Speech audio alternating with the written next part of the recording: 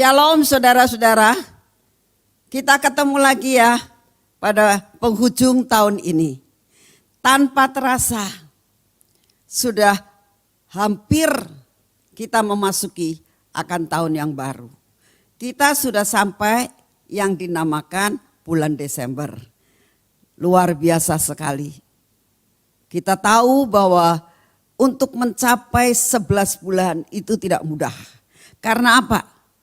Karena kita itu hidup bersama-sama dengan yang dinamakan COVID-19 yang dimana-mana melanda sampai seluruh dunia ini. Tapi kalau saudara dan saya sampai saat ini bisa menikmati dan bisa hidup, bisa mencapai akhir tahun ini. Saya tahu itu bukan karena kekuatan saudara dan saya, tetapi ada satu kuasa di luar kemampuan manusia, yaitu kuasa Yesus Kristus Tuhan yang memberikan kekuatan buat saudara dan saya tiap-tiap hari untuk mencapai garis akhir. Saudara, hari ini kita akan belajar bersama-sama yang dinamakan menanti-nantikan Tuhan. Saudara, saat-saat ini banyak sekali bukan hanya orang Kristen, orang yang tidak Kristen sekalipun saat-saat ini mengalami apa yang dinamakan kemerosotan. Ya, kemerosotan. Bukan sekedar kemerosotan secara jasmani, tapi kemerosotan secara ekonomi, juga kemerosotan secara rohani. Ya, jadi kita tahu saat-saat ini sangat-sangat dibutuhkan kita menantikan Tuhan. Saudara, banyak saudara dan saya saat-saat ini banyak mendapatkan banyak janji-janji Tuhan. Dan saat-saat ini berapa banyak saudara-saudara yang merasakan kok janjinya kok enggak datang-datang ya. Tapi hari ini Tuhan memberikan kekuatan kepada saudara dan saya. Ada satu janji yang memberi kekuatan untuk saudara dan saya. Di dalam menanti-nantikan janji Tuhan. Di dalam menanti-nantikan apa yang Tuhan sedang rencanakan dan merenda akan hidup saudara dan saya. Mari saudara, saya ajak untuk bersama-sama membaca di dalam Yesaya pasal yang ke-40 ayat yang ke-31. Yesaya 40 ayat 31, firman Tuhan mengatakan begini, tetapi ya, orang-orang termasuk saudara dan saya adalah orang yang diciptakan oleh Tuhan, dikatakan, tetapi orang-orang yang menanti-nantikan Tuhan. Jadi kalau saudara dan saya, apapun yang terjadi saat ini, melanda dunia apapun, melanda keluarga, melanda ekonomi, melanda akan kesehatan, melanda apapun. Tapi kata Tuhan, jikalau saudara dan saya termasuk orang yang menanti-nantikan Tuhan, akan mendapatkan apa? Kekuatan baru. Kekuatan baru dari mana? Sedangkan kita sudah dalam keadaan yang letih, lesu dan berbeban berat. Dari Tuhan yang menciptakan langit dan bumi. Ya. Menanti-nantikan Tuhan akan mendapat kekuatan baru. Bukan hanya kekuatan baru dikatakan. Mereka seumpama Raja Wali yang naik terbang dengan kekuatan sayapnya. Mereka akan berlari dan tidak menjadi lesu. Mereka berjalan dan tidak menjadi lelah. Saudara, kalau saudara lihat di PowerPoint ini ada Raja Wali yang sedang terbang. Ya. Dikatakan kalau engkau menanti-nantikan akan apa yang Tuhan janjikan akan menjadi kenyataan dalam hidupmu. Dan kalau saat ini merasakan kok rasanya belum nyampe-nyampe ya. Saudara teringat seperti Raja Wali yang bisa terbang, yang bisa menghadapi badai, menerjang badai dan terus terbang tinggi. Karena apa? Karena Tuhan akan memberi kekuatan. Ya. Dan kekuatan sayapnya itulah yang buat berjalan, menjalani hari demi hari, dan juga menjalani kehidupan ini, mengatasi badai apapun, tidak menjadi capek dan tidak menjadi lesu. Syaratnya, kuncinya apa? Menanti-nantikan Tuhan. Nah, sekarang kita belajar. Jadi menanti-nantikan Tuhan itu prakteknya bagaimana sih? Bagaimana kita itu harus berpraktek yang dinamakan menanti-nantikan Tuhan. Saudara, banyak sekali anak-anak Tuhan yang bisa teori tidak bisa praktek. Saya ingin mengajar dalam kehidupan saya dan juga saya share dengan saudara, firman itu perlu dihidupi. Firman itu kudu dilakukan. Baru itu akan menjadi sesuatu hal yang sangat berguna. Di mana firman bisa jadi daging. Harus apa? Dihidupi. Firman itu dihidupi saudara. Gak bisa kita itu hanya teori saja. Ya. Lalu kalau seseorang akan mengalami sesuatu saudara katakan, wow ajaib. Saudara. Tapi gak ngalami. Ya. Luar biasa, tapi gak ngalami. Nah, saya ingin kita sebagai anak-anak Tuhan untuk menghadapi tahun depan. Karena enggak sebentar lagi ya, sebulan lagi loh saudara, kita sudah memasuki akan tahun yang baru. Gimana? Kalau Tuhan bisa memberi kekuatan tahun ini, masakan Tuhan akan membiarkan kita di dalam tahun yang akan datang? Tidak mungkin saudara. Percaya saja bahwa Tuhan tetap akan mengawal hidup kita. Oleh karena itu Tuhan katakan, nak jangan bosan. Jangan putus asa. Jangan mandek. Tuhan katakan menanti-nantikan Tuhan. Itu yang Tuhan rindukan dalam hidup saudara dan saya. Nah sekarang prakteknya bagaimana? Apa yang harus kita lakukan? Tindakan apa yang harus kita lakukan di dalam menanti-nantikan Tuhan? Ya. Yang pertama, ada 3 poin yang kita pelajari hari ini. Dikatakan begini, harus mempunyai hati yang teguh dan kuat. Saudara, bukannya sekedar tubuh kita yang kuat ya, dan teguh berdiri tegak. Tapi yang Tuhan mau apa? Hatinya kita nih. Hatinya harus teguh dan kuat. Bukankah hati ini sering rapuh dalam hidup saudara dan saya.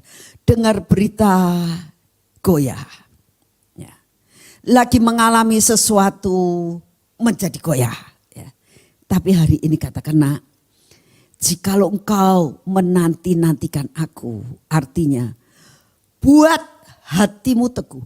Buat hatimu teguh. Buat hatimu kuat. Bagaimana caranya? Hari ini kita baca bersama-sama.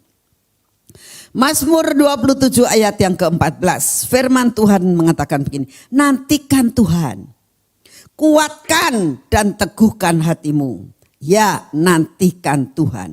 Jadi saudara, hati ini tidak bisa kuat sendiri. Tidak bisa teguh sendiri. Jadi harus dikuatkan, diteguhkan. Itu seperti begini.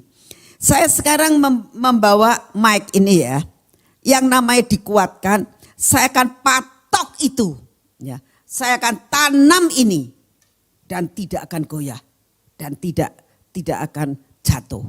Itu namanya teguh. Kita usahakan. Nah, bagaimana sih caranya? Supaya kita itu mengusahakan. Ya. Bagaimana caranya? Coba kita baca pengalaman daripada Daud. Kita baca bersama-sama. Di dalam 1 Samuel 30 ayat yang ke-6.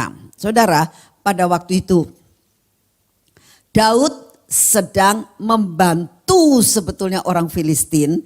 Karena orang Filistin ini sedang menghadapi akan Saul.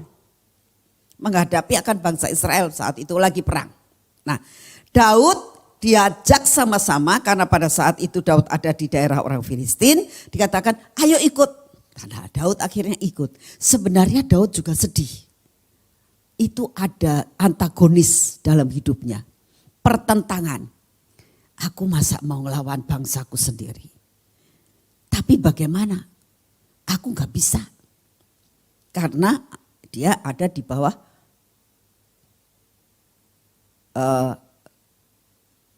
wilayah daripada orang Filistin.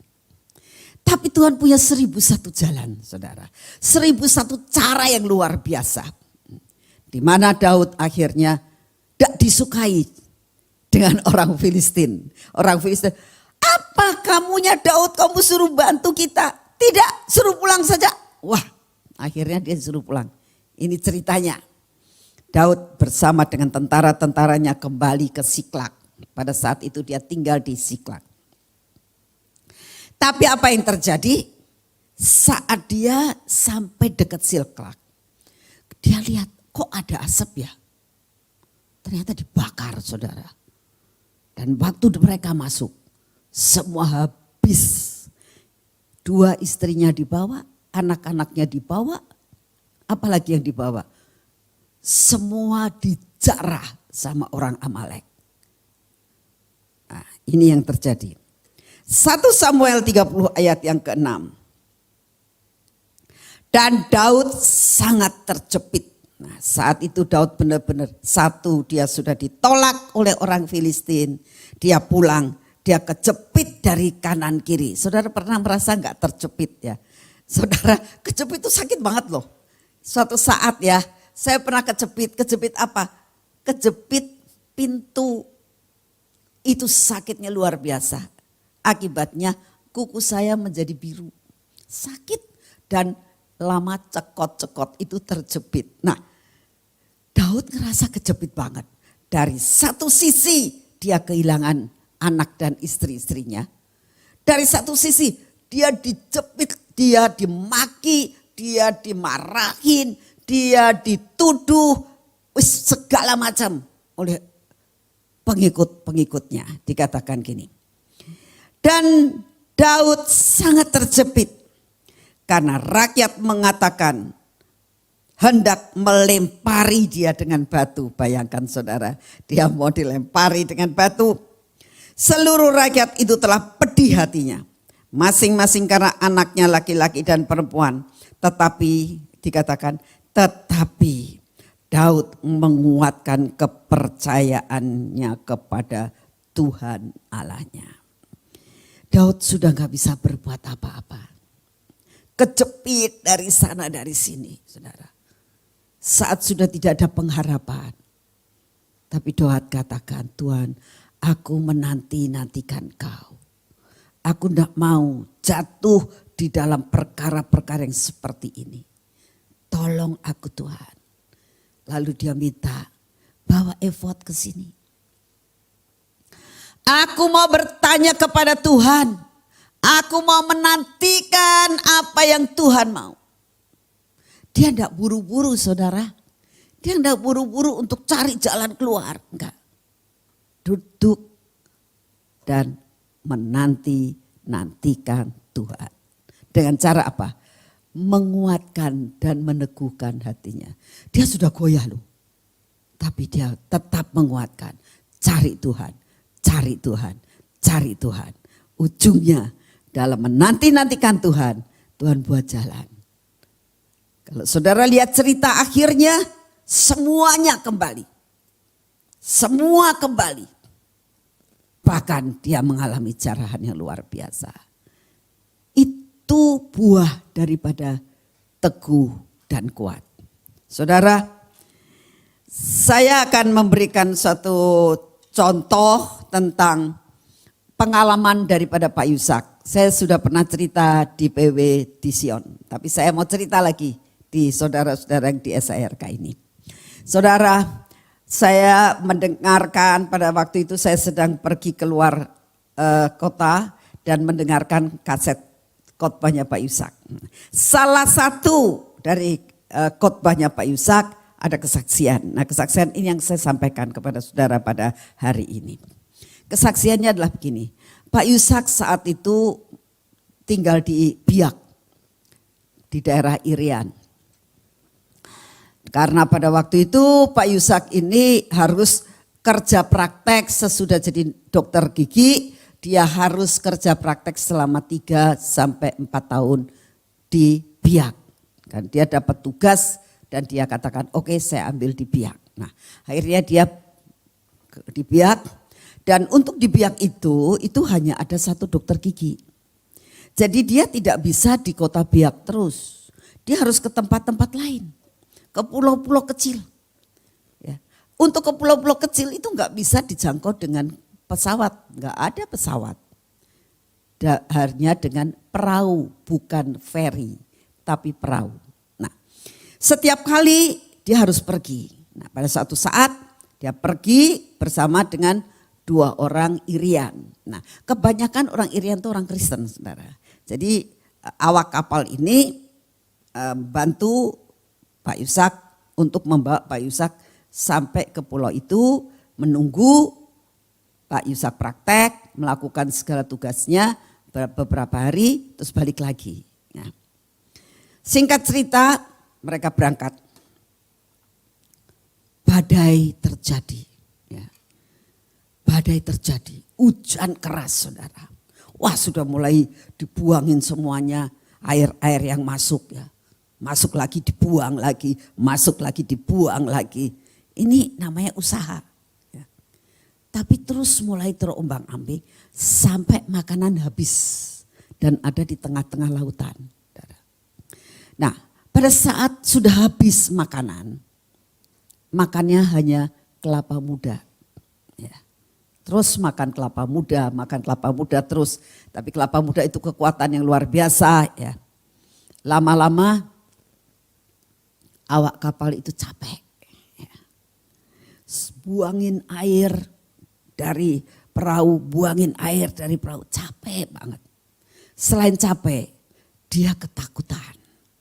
Karena apa? Dia lihat kanan, kiri, depan, belakang. Itu semuanya laut. Gak sedikit pun ada titik pulau yang mau dituju. Itulah sebabnya dia mengatakan begini, dokter, kita ini mati loh, gak ada harapan. Sebab 2 awak kapal ini, awak perahu ini, dia adalah orang yang sebenarnya canggih di dalam mengendalikan akan perahu. Tapi sudah angkat tangan, hatinya sudah tidak ada harapan. Dia ketakutan luar biasa, satu-satunya jalan. Dia ngomong sama Pak Yusak, dia katakan, dokter, kita mati dokter. Pak Yusak dengan santainya mengatakan, kenapa kamu takut mati? Iya, aku masih punya istri, punya anak. Aku juga, kata Pak Yusak. Kenapa sih Pak dokter kok tenang-tenang aja? Aku takut. Nih ya, kamu percaya Yesus? Ya percaya. Pemikiran daripada 2 awak kapal itu, pasti katakan, Tuhan Yesus tolong. Enggak, tapi Pak Isa katakan, enggak apa-apa. Yang penting kamu percaya Yesus, mati masuk surga. Dia melongo. Sebetulnya enggak begitu yang pengen jawabannya. Dia tidak ingin Pak Yusak menjawab seperti itu. Tapi Pak Yusak jawabnya gitu, enggak usah takut. Kalau mati masuk surga, bareng-bareng kita pulang ke surga, enggak usah takut. Mereka jadi dikuatkan. Tapi dari sebelah sisi, ini dokter kayak apa ya? Namanya dokter tapi kok jawabannya gak memberi kekuatan buat dirinya. Ya. Lama-lama dia berusaha lagi. Keluarkan lagi airnya, masuk lagi, dikeluarkan lagi. Akhirnya Pak Ishak ngomong, sudah, sekarang kan sudah malam. Kamu gak kelihatan apa-apa. Sudah, biarin aja. Kapal ini mau kemana? Biarin, gak usah diapa-apain. Toh kita gak bisa berbuat apa-apa. Nyerah saja. Jadi gimana dokter? Tidur. Kita gak usaha nanti airnya masuk. Ya sudah, kamu airnya masuk, ya kamu keluarin ya airnya masuk lagi. Sudahlah, tidur aja. Dengan santainya. Kata Pak Yusak mengatakan begini. Kamu tidur. percayakan hidupmu kepada Tuhan. Tuhan masih punya rencana atas hidupmu. Pasti ada pertolongan. Pasti ada pertolongan. Nah, itu dipegang sama awak kapal ini. Pasti ada pertolongan. Pasti ada pertolongan. Dia seolah-olah deklarasi, diomong berkali-kali. Pasti ada pertolongan. Kata Pak Ishak, sudah kamu ngomong lagi. Pasti ada pertolongan, pasti ada pertolongan. Sambil tidur, sampai kamu tidur. Kata Pak Ishak, dilakukan. Pasti ada pertolongan, pasti ada pertolongan. Akhirnya tidur semuanya saudara, termasuk Pak Ishak. Pagi-pagi kira-kira 4:30 Pak Ishak bangun. Itu sudah bangun tukang perahunya. Ini jam berapa kata Pak Ishak? 4:30 Dok. Udah terang ya? Iya. Kok enggak hujan ya? Enggak Dok. Sudah terang ya? Iya. Enggak mati toh kamu? Dia ketawa, enggak Dok. Terus akhirnya ya sudah kita mulai kerja lagi katanya. Tiba-tiba mengatakan, Dok, kayaknya ini kita tuh sudah ada di pantai loh. Ah, yang benar. Iya. Tuh di situ tuh pantai, dia bilang. Betul saudara. Tuhan bawa perahu itu sampai ke pantai. Dan pantai mana ini? Pada saat mereka turun, ternyata pantai pulau yang akan dituju. Luar biasa kan? Itu Tuhan.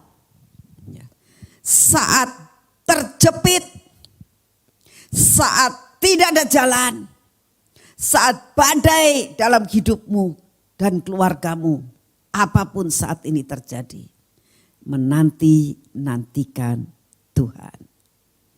Ya, tenang, pasrah sama Tuhan. Kita usaha selama masih bisa. Kalau sudah tidak bisa, sudah hands up. Tuhan, aku percaya. Aku percayakan hidupku kepadamu. Nanti Tuhan turun tangan. Inilah yang dinamakan kuatkan dan teguhkan hatimu. Dengan cara mengucapkan firman Tuhan. Mendeklarasikan firman Tuhan. Seperti dua orang perahu itu mengatakan, aku percaya, aku percaya. Daud pun sama. Saat menghadapi akan rakyatnya yang begitu mau membunuh dia, melempari dia dengan batu, apa yang dia katakan? Pada saat dia mendapatkan firman, kejar, pasti engkau menang. Itu diucapkan, kejar, aku pasti menang. Kejar, aku pasti menang. Mungkin yang lain mengatakan, sudah jauh, buat apa? Tapi Daud katakan, kejar, pasti menang. Mengucapkan deklarasi firman Tuhan. Ucapkan semua janji yang Tuhan katakan. Bahwa 3 tahun ke depan adalah masa lawatan. Masa putaran terakhir ini. Masa lawatan, masa tuaian. Itu diucapkan. Jangan melihat akan apa yang ada di sekitar kita. Tapi melihat jauh ke depan. Ada tuaian. Ada lawatan yang sedang menanti saudara dan saya. Amin. Percaya Tuhan akan menolong saudara. Hal yang kedua sekarang. Apa yang dimaksudkan dengan menanti-nantikan Tuhan? Yang kedua adalah harus belajar berdiam diri. Nah, ada beberapa orang tanya sama saya. Bu, berdiam diri itu gimana sih Bu? Nyepi tah. Dia katakan, apa harus nyepi? Tuhan katakan bukan nyepi. Nyepi itu salah satu, tapi bukan berarti harus nyepi saja. Ya. Arti berdiam diri, kita akan baca sama-sama di dalam Mazmur 37 ayat 7. Berdiam dirilah di hadapan Tuhan dan nantikanlah Dia. Nah, ini dalam Mazmur dikatakan harus berdiam diri. Jadi bagaimana sih arti berdiam diri? Saya akan memberikan satu gambaran. Ya, arti berdiam diri adalah begini. Putus connect dengan sekitar kita. Nyambung connect hanya dengan Tuhan. Ini namanya berdiam diri. Bukan berarti tidak boleh kerja. Kita kerja. Ya. Kita lakukan kegiatan kita. Tapi fokusnya, connect-nya hanya sama Tuhan. Tidak connect dengan sekitarnya yang membuat noise itu masuk dalam hidup kita. Yang membuat kita menjadi jatuh. Ya. Itu yang Tuhan mau dalam hidup saudara dan saya sebagai anak-anak Tuhan. Itu artinya menanti-nantikan Tuhan. Contohnya siapa? Contohnya begini saudara. Saat saya dalam pengasingan, ya, Tuhan katakan putus connect-mu dengan sekitarmu. Ya. Sambung saluran koneksimu hanya dengan aku. Maka aku akan memberikan perkara-perkara yang baru. Saudara, memang untuk putus, ya, putus dengan hubungan dengan anak-anak, hubungan dengan cucu, hubungan dengan semua orang-orang yang di sekitar saya, itu tidak mudah. Pengen sekali, ya, mendengar kabar. Tapi Tuhan katakan putus nak. Engkau harus connect hanya dengan aku.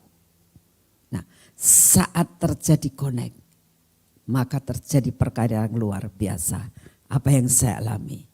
Ya, pelajaran mata kapak yang luar biasa. Itu persiapan buat masa yang akan datang. Kenapa? Karena mau connect dengan Tuhan. Saudara, kita belajar dalam Alkitab dikatakan Nabi Elia. Ya, pada saat itu Nabi Elia dipakai Tuhan luar biasa. Karena ingin mengembalikan bangsa Israel kembali kepada Tuhan. Nah, singkat cerita akhirnya dia membunuh 400 Nabi Baal. Nah, mengakibatkan Isabel marah. Saat Isabel mengatakan, awas ya kamu ya. Kamu membunuh 400 nabi-nabiku, kamu tak kejar, mau tak bunuh. Noise. Kabar ini membuat dia ketakutan yang luar biasa. Dia pergi ke padang gurun. Nah, saat dia pergi ke padang gurun, dia putus dengan luar. Dia putus dengan berita-berita dari Isabel. Putus semuanya.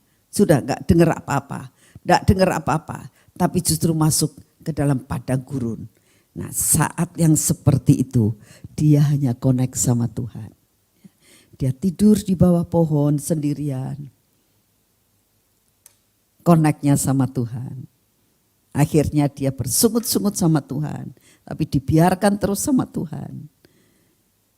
Bangun, makan. Yang ngomong siapa? Malaikat. Bukan noise. Ya. Oh, puji Tuhan aku dikasih makan. Tidur lagi. Bangun, makan. Karena perjalananmu masih jauh. Nah, ini karena connect dengan Tuhan. Ya. Kamu makan, perjalananmu jauh. Nah, sesudah dia makan minum jadi kuat ya. Lalu katakan pergi. Dan dikatakan dia masuk ke dalam dari padang gurun. Dari masa-masa kesesakan yang dia alami. Dia naik ke Gunung Horeb. Dia naik dan naik dan naik. Dan pada saat dia naik di atas gunung itu, dia ketemu Tuhan. Saudara, saya percaya itu namanya berdiam diri. Contoh yang jelas artinya berdiam diri, putus dengan segala sesuatu yang membuat kejatuhan-kejatuhan dalam hidup. Tutup telinga kita dan buka telinga kita hanya dengan firman Tuhan. Saudara, saya hari-hari ini mau belajar seperti itu. Ya. Misalnya seperti keadaan di Sion saat ini. Ya. Saya usahakan segala sesuatu. Ya. Sebentar lagi akan di-fogging. Ya. Ini semuanya akan disterilkan. Hari-hari ini sudah disterilkan. Berhari-hari itu sudah dilakukan. Tetapi Tuhan mengatakan, nak sudah mulai saja. Nanti hari Senin mulai aja, gak apa-apa. Saya lakukan. Belajar tidak mendengarkan berita yang dari luar. Tapi mendengar apa yang Tuhan mau. Connect sama Tuhan. Berdiam diri. Itu yang Tuhan mau. Hal yang ketiga. Apa yang Tuhan mau dalam kehidupan saudara dan saya? Mengikuti jalannya. Saudara, Tuhan katakan kamu harus ngikutin jalanku nak. Ya. Apa yang dimaksudkan dengan menanti-nantikan Tuhan? Menanti-nantikan Tuhan adalah mengikuti jalan-jalan yang Tuhan tujukan. Nah, caranya bagaimana? Kita akan baca bersama-sama di dalam ayat yang ke-34 dikatakan begini. Nantikan Tuhan dan tetap ikuti jalannya. Maka Tuhan akan mengangkat engkau untuk mewarisi negeri. Dan engkau akan melihat orang-orang fasik dilenyapkan. Nah, kalau saudara dikatakan menanti-nantikan Tuhan ya, dan mengikuti jalannya, menantikan Tuhan itu ngikuti. Tuhan mau kemana? Tuhan mau ke kanan, kita ke kanan. Tuhan mau ke kiri, kita ke kiri. Itu namanya mengikuti jalannya. Apa yang kita dapatkan? Mewarisi negeri. Saudara, negeri ini kaya banget loh. Kalau kita menjadi ahli warisnya kayak apa coba bayangkan. Ya, mewarisi negeri. Tuhan akan memberikan segala perkara yang kita perlukan.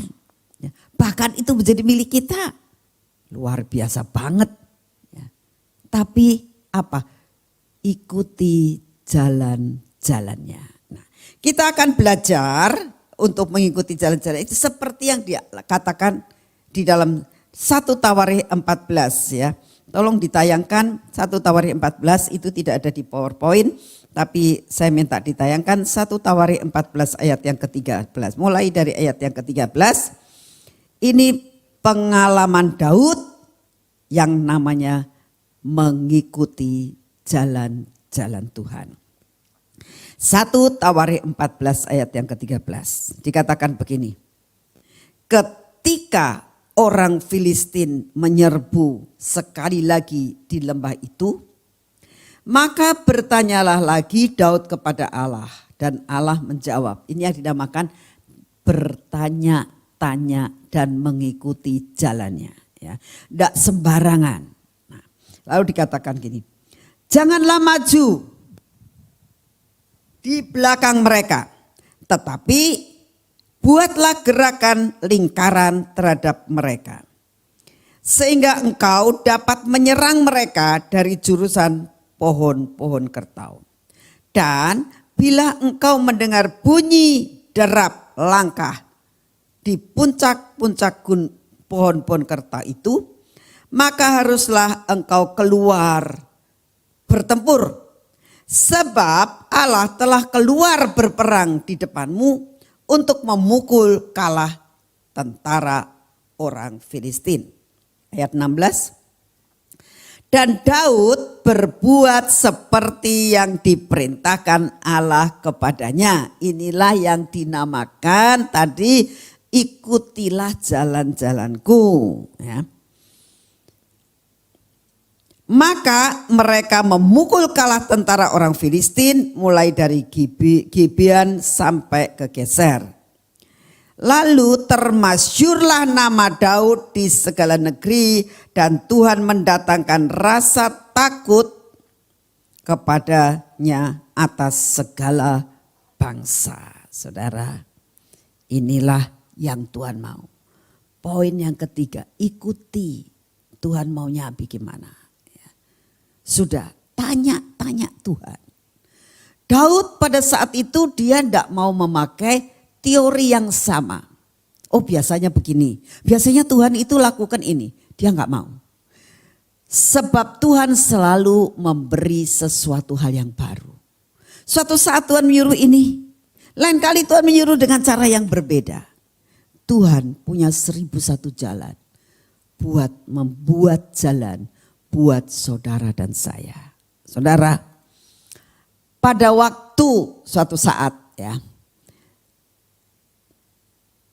sekolah kami mengalami defisit yang luar biasa. Saya masih ingat ya, dari sekolahan ngirim WA sama saya, Bu, ini tanggal 30, besok tanggal 31 gajian. Dan gak ada duit, ya katakan. tidak ada uang. Kurangnya bukan 10 juta, 20 juta. Hampir 100 juta. Saya bilang, gimana ya caranya?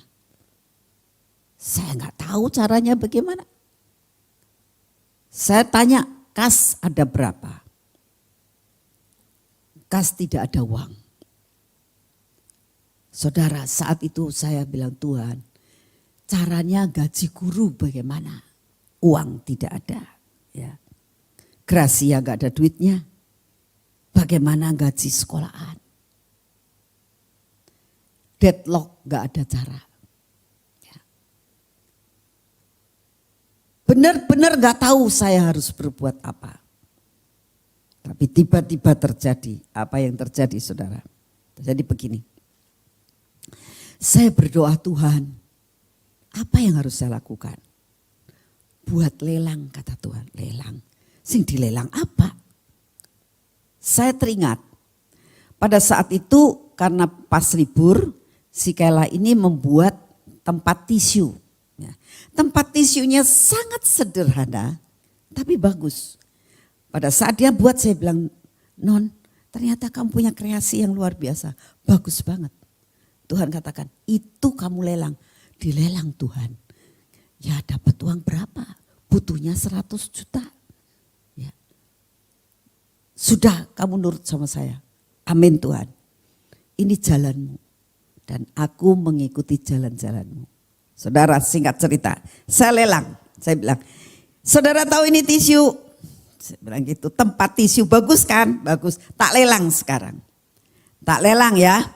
Mulai dari 1 juta. Ya. Nanti akan dipotong karena biayanya itu hanya 27.500. Ya. Modalnya cuma 27.500. Tapi saya bilang tak lelang, siapa yang mau membeli barang ini mulai dari 1 juta. Saya bilang. Saudara tahu, waktu masuk nanti yang tertinggi itulah yang kena. Semua yang masuk ada 1 juta, 2 juta, 3 juta, 4 juta, 5 juta, 6 juta, 10 juta, banyak sekali yang 10 juta, saudara. Ya. Ada yang 15 juta, sampai ada yang 20 juta, saudara. Sudah pol. Ya. Saya bilang ini gak ada lagi, yang paling tinggi 20 juta. Wah yang 10 juta ngomong, aku kalah. Tak kirain aku yang paling menang, katanya gitu. Ya. Tapi ternyata kalah. Yang menang 20 juta, saudara. Saya bilang yang dapat adalah yang 20 juta. Saya bilang gitu ya. Tapi ini lelang bukan lelang biasa loh. Saya bilang lelang mempersembahkan yang terbaik buat Tuhan. Jadi kalau kamu sudah ngomong, aku lelang 5 juta, kamu harus bayar 5 juta sekalipun tidak dapat barangnya. Siap, semua pada mau saudara. Semuanya saya bilang hari ini harus transfer. Ya, hari ini harus transfer. Karena apa? Mau buat bayar gaji guru. Saudara tahu enggak? Sesudah dikumpulkan dapat uang berapa? 120 juta. Itu Tuhan. Ya. Jalan Tuhan bukan jalan manusia. Saya sampai nangis, saya bilang Tuhan, Tuhan mengikuti jalanmu itu pasti enak. Ya.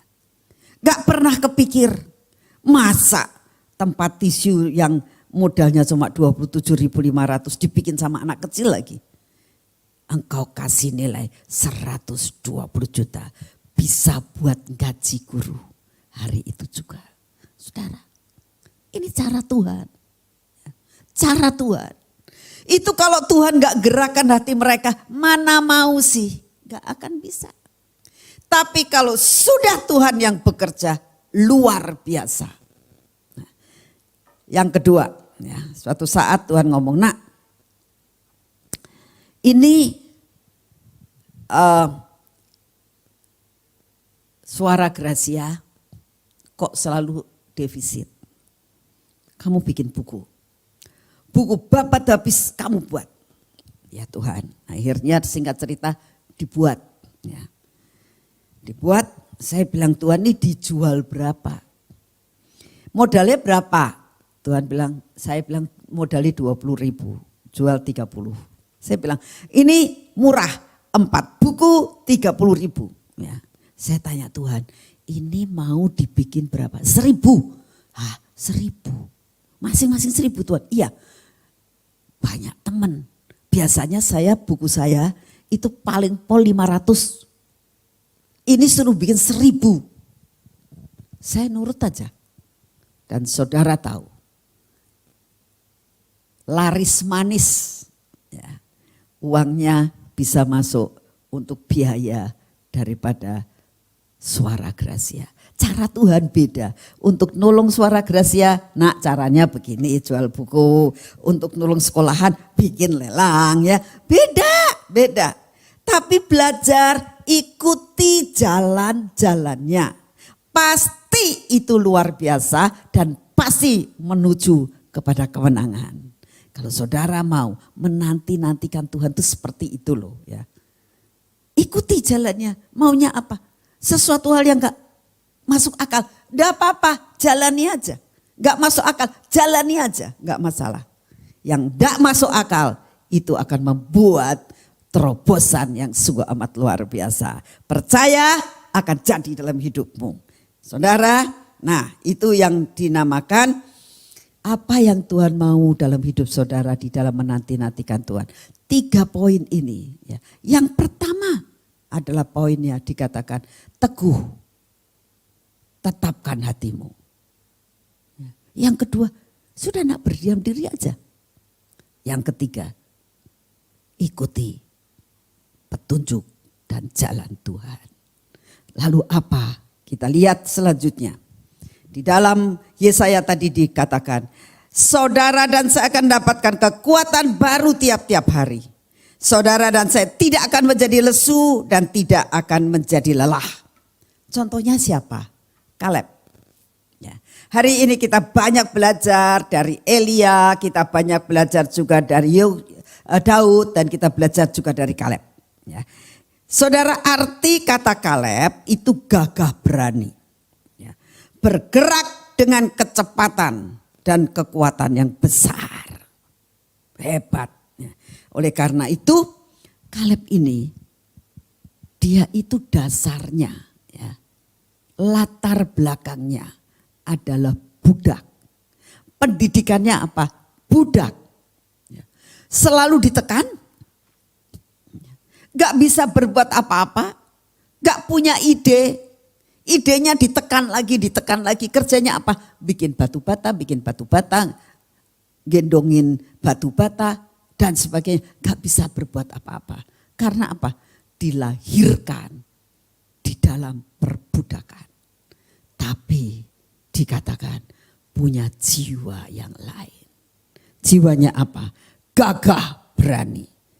Bergerak dengan kecepatan dan kekuatan yang besar. Sampai pada akhirnya dia memperoleh Hebron.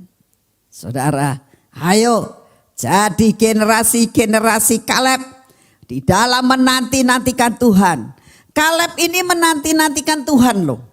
Dia mendapatkan janji Tuhan, ya. Itu 40 tahun yang lalu dikatakan gini, Kaleb, engkau pernah menduduki Hebron, itu akan menjadi milikmu. Siap dipegang. Apa yang dia alami? Padang gurun sepanjang 40 tahun saudara. Dapat enggak? Belum dapat. 40 tahun bukannya masa yang pendek. Masa yang panjang sekali. Tapi satu perkara, dia nantikan Tuhan. Sampai suatu saat kita lihat dalam Yosua 14 ayat 6. Dia memasuki akan tanah Kanaan, umurnya sudah 80 loh. Dari 40 dijanjiin Tuhan. Sampai dia umur 80.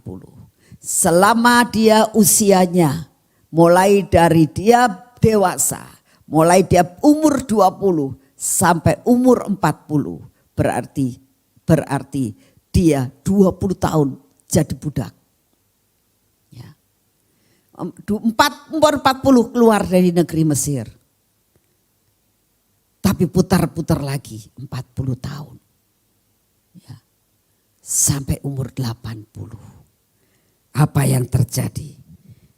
Akhirnya dia sampai berkat orang yang menanti-nantikan Tuhan. Yosua 14 ayat 6. Bani Yehuda datang menghadap Yosua di Gilgal. Pada waktu itu berkatalah Kaleb bin Yefune orang Kenas itu kepadanya, engkau tahu firman yang diucapkan Tuhan kepada Musa abdi Allah itu tentang aku dan tentang engkau di Kades Barnea. Masih ingat loh, ndak pikun dia. Dia malah ngingetkan sama Yosua, kamu ingat enggak?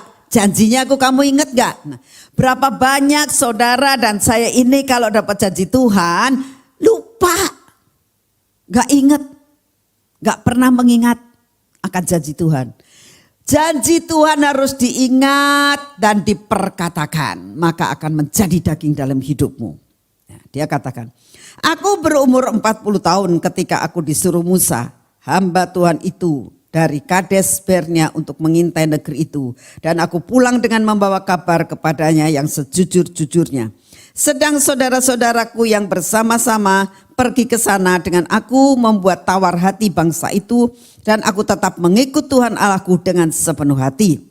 Pada waktu itu Musa bersumpah katanya, sesungguhnya tanah yang diinjak oleh kakimu itu akan menjadi milik pusakamu dan anak-anakmu sampai selama-lamanya. Sebab engkau tetap mengikut Tuhan Allahku dengan sepenuh hati. Yang ini yang diingat-ingat. Pada waktu itu kamu ingat enggak? Musa sumpah loh bahwa tanah yang saya injak itu akan menjadi milikku. Jadi sekarang sesungguhnya Tuhan telah memelihara hidupku seperti yang dijanjikannya. Kini sudah 45 tahun lamanya sejak diucapkan Tuhan firman itu kepada Musa. Dan selama itu orang Israel mengembara di padang gurun. Jadi sekarang telah berumur 85 tahun aku hari ini. Pada waktu ini aku masih sama kuat seperti pada waktu aku disuruh Musa. Seperti kekuatanku pada waktu itu, demikianlah kekuatanku sekarang untuk berperang dan untuk keluar masuk. Oleh sebab itu berikanlah kepadaku pegunungan yang dijanjikan Tuhan pada waktu itu. Sebab engkau sendiri mendengar pada waktu itu bahwa di sana ada orang enak dengan kota-kota yang besar dan berkubu.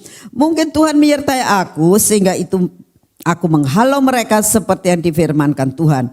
Lalu Yosua memberkati Kaleb bin Yefune. Diberikannya Hebron kepadanya menjadi milik pusakanya. Itulah sebabnya Hebron menjadi milik pusaka Kaleb bin Yefune orang Kenan itu. Sampai sekarang ini karena ia tetap mengikuti Tuhan Allah Israel dengan sepenuh hati. Saudara dalam menanti-nantikan Tuhan, sabar, sabar, sabar, sabar dan sabar saya katakan. Kaleb 45 tahun masih ingat, aku dijanjikan Tuhan, aku dijanjikan Tuhan, aku dijanjikan Tuhan. Maka firman jadi daging. Dia diperbarui kekuatannya seperti Raja Wali. Dia terbang tinggi dikatakan. Dan dikatakan dia betul-betul terbang tinggi mengatasi badai. Dia betul-betul terbang tinggi. Dan dia betul-betul mencari akan janji Tuhan. Dan akhirnya sampai dia dapat Hebron. Saudara, Hebron itu apa sih? Ya. Hebron itu adalah suatu tanah yang sangat subur. Hebron adalah tanah di mana awal pertama kali Abraham, ya, yang dijanjikan kepada Abraham. Karena waktu itu Abraham itu begitu dia lepas daripada Lot, dia itu berdiri di tanah Hebron. Ya. Lalu Tuhan katakan, Abraham, engkau sudah pisah dari Lot kan? Ya, sekarang aku mau berkata kepadamu, lihat ke depan. Lihat ke belakang, kata Tuhan. Lihat ke kiri dan lihat ke kanan. Sepanjang engkau melihat semuanya ini tanah aku berikan kepadamu dan keturunanmu. Itu janjinya kepada Abraham. Tapi herannya saudara, Abraham punya anak satu yang namanya Ishak, betul? Ishak memiliki. Sesudah itu Ishak punya anak dua.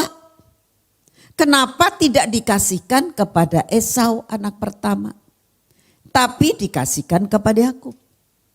Yakub anaknya 12. Kenapa tidak dikasihkan ke Yusuf?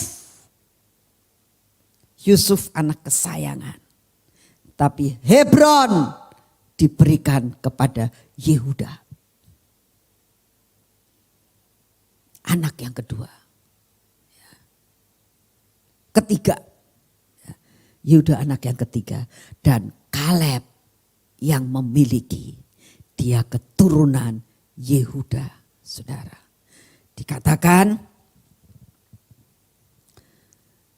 pada waktu itu, ini tanah yang kamu injak akan menjadi milikmu. Kenapa? Di antara semua suku, ada suku Yehuda. Kenapa di antara semua suku Yehuda, Kaleb yang dapat? Karena apa? Menanti-nantikan Tuhan. Kita akan baca sama-sama. Kejadian 13 ayat 14. Setelah Lot berpisah daripada Abraham, berfirmanlah Tuhan kepada Abraham, pandanglah sekelilingmu dan lihatlah dari tempat engkau berdiri itu ke timur dan ke barat, utara dan selatan. Sebab seluruh negeri yang kau lihat itu akan kuberikan kepadamu dan kepada keturunanmu untuk selama-lamanya. Saudara, luar biasa enggak? Yang dapat adalah Kaleb. Karena dia menanti-nantikan Tuhan. Saya berdoa saudara, biar firman ini sebagai dasar untuk kita menghadapi tahun depan. Tidak usah takut apa yang bakal terjadi tahun depan. Kita memang belum tahu apa yang bakal terjadi. Tetapi ada janji Tuhan di dalam Yesaya tadi. Orang yang menanti-nantikan Tuhan, dia akan diberi kekuatan baru seperti Kaleb. Sampai mencapai Hebron dan lahirlah yang dinamakan generasi-generasi Kaleb. Mari kita berdoa. Bapa, kami mengucap syukur untuk firman-Mu pada malam hari ini Tuhan. Kami percaya Engkau di tengah-tengah kami. Kami percaya Tuhan bahwa Engkau ada di dalam kami. Terima kasih Bapak untuk firman-Mu pada hari ini Tuhan. Kami datang saat ini, setiap telinga yang mendengar, biarlah Kau beri kekuatan baru kepada kami. Seperti Raja Wali yang terbang tinggi. Karena kami semua akan menanti-nantikan. Kami tidak tahu Tuhan apa yang bakal terjadi. Tapi satu perkara kami tahu. Bahwa Engkau akan memberikan kekuatan baru. Kami akan menghidupi firman-Mu. Kami menghidupi akan janji-Mu. Maka kami tahu firman jadi daging. Terima kasih untuk anugerah-Mu Bapa. Segala puji, hormat dan syukur kami naikkan di hadapan-Mu. Di dalam nama Tuhan Yesus. Amin. Deklarasi perlindungan. Di dalam nama Bapa dan Putra dan Roh Kudus kami perkatakan dengan iman. 1. Kami sekeluarga duduk dalam lindungan dan bermalam dalam naungan Tuhan yang Maha Kuasa, yaitu Bapa, Putra dan Roh Kudus. Amin. 2. Kami sekeluarga berkata kepada Tuhan, Engkaulah tempat perlindungan kami dan kubu pertahanan kami, Bapa kami yang kami percayai. Amin. Kami sekeluarga sungguh percaya Tuhan yang kami kenal dalam nama Tuhan Yesus Kristus yang akan melepaskan kami sekeluarga dari jerat menangkap burung, dari penyakit sampar yang busuk. Amin. 4. Kami sekeluarga percaya dengan kepaknya Tuhan akan menudungi kami sekeluarga. Di bawah sayapnya kami sekeluarga akan berlindung. Kesetiaan Tuhan Yesus Kristus ialah perisai dan pagar tembok. Amin. 5. Kami sekeluarga tak usah takut terhadap kedahsyatan malam, terhadap panah yang terbang di waktu siang, terhadap penyakit sampar yang berjalan di dalam gelap, terhadap penyakit menular yang mengamuk di waktu petang, terhadap malapetaka dan bencana yang Tuhan izinkan harus terjadi. Walau 1000 orang rebah di sisi kami sekeluarga, dan 10.000 di sebelah kanan kami sekeluarga. Tetapi itu semua tidak akan menimpa kami sekeluarga. Amin. 6, kami sekeluarga hanya menontonnya dengan mata kami sendiri dan melihat pembalasan terhadap orang-orang fasik. Amin. 7, sebab Tuhan ialah tempat perlindungan kami sekeluarga. Yang Maha Tinggi telah kami sekeluarga buat tempat perteduhan kami. Amin. 8, kami sekeluarga percaya malapetaka dan bencana tsunami, banjir, gempa bumi tidak akan menimpa kami, dan tulah tidak akan mendekat kepada tempat kediaman kami dan rumah dan usaha kami sekeluarga. Sebab malaikat-malaikatnya akan diperintahkannya kepada kami sekeluarga untuk menjaga kami di segala jalan kami sekeluarga. Amin. 9, kami sekeluarga percaya Tuhan akan mengirimkan malaikat-malaikat untuk menatang kami sekeluarga di atas tangannya, supaya kaki kami tidak terantuk kepada batu, singa dan ular tedung akan kami langkai. Kami sekeluarga akan menginjak anak singa dan ular naga. Amin. 10, sungguh hati kami sekeluarga melekat kepada Tuhan, maka Tuhan akan meluputkan kami. Tuhan akan membentengi kami sekeluarga, sebab kami mengenal nama Tuhan Yesus Kristus. Amin. 11, kami sekeluarga percaya bila kami berseru kepada Tuhan dengan segenap hati, maka Tuhan pasti akan menjawab. Tuhan akan menyertai kami di dalam kesesakan. Tuhan pasti akan meluputkan kami sekeluarga dan memuliakan kami sekeluarga. Amin. 12, kami sekeluarga percaya dengan panjang umur Tuhan akan terus kenyangkan kami sekeluarga, dan Tuhan pasti perlihatkan kepada kami sekeluarga keselamatan daripada Tuhan selama-lamanya. Amin. Jadi dalam nama Tuhan Yesus Kristus. Amin, amin, amin. Deklarasi tahun 2020 di dalam nama Bapa dan Putra Tuhan Yesus Kristus, dan di dalam nama Tuhan Roh Kudus kami perkatakan. 1, saya dan keluarga saya percaya bahwa sepanjang tahun 2020 2 senjata yang Tuhan berikan, Mazmur 91 di tangan kiri dan Yesaya 60 di tangan kanan, berlaku dan menjadi milik keluarga kami. Amin. 2, saya dan keluarga saya percaya mulai tahun 2020 saya dan keluarga saya menjadi batu penjuru. Amin. 3, saya dan keluarga saya menjadi patok kemah. Amin. 4, saya dan keluarga saya menjadi busur perang. Amin. 5, saya dan keluarga saya menjadi penguasa bersama. Amin. 6, saya dan keluarga saya menjadi pahlawan. Amin. 7, saya dan keluarga saya menjadi pasukan yang berperang. Amin. 8, saya dan keluarga saya menjadi orang yang tak terkalahkan. Amin. 9, saya dan keluarga saya mencapai great destiny. Amin. 10, saya dan keluarga saya menerima saya perkenanan. Amin. 11, saya dan keluarga saya mencapai great love. Amin. 12, saya dan keluarga saya mencapai great unity. Amin. Di dalam nama Tuhan Yesus Kristus. Jadi, amin, amin, amin. Tuhan Yesus, kita masuk dalam pengurapan.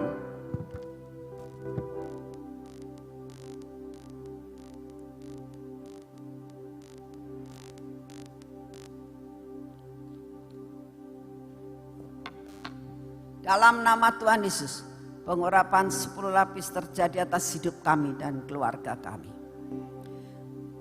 Mata kami biar tertuju kepadamu Tuhan.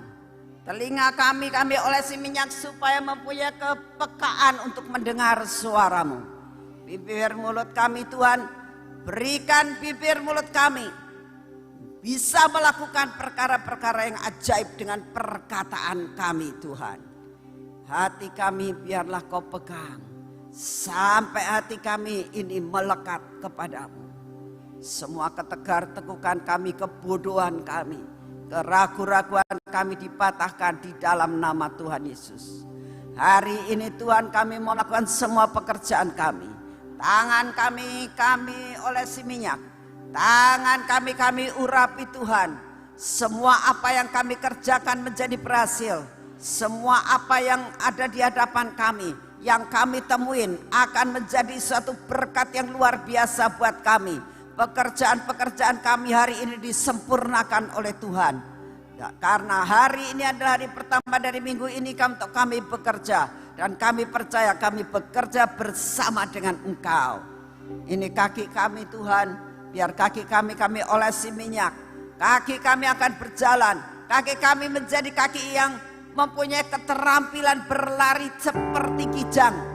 Naik ke gunung yang tinggi tanpa jatuh dan tanpa tersandung, dan kami akan berjalan masuk dalam rencanamu yang mulia.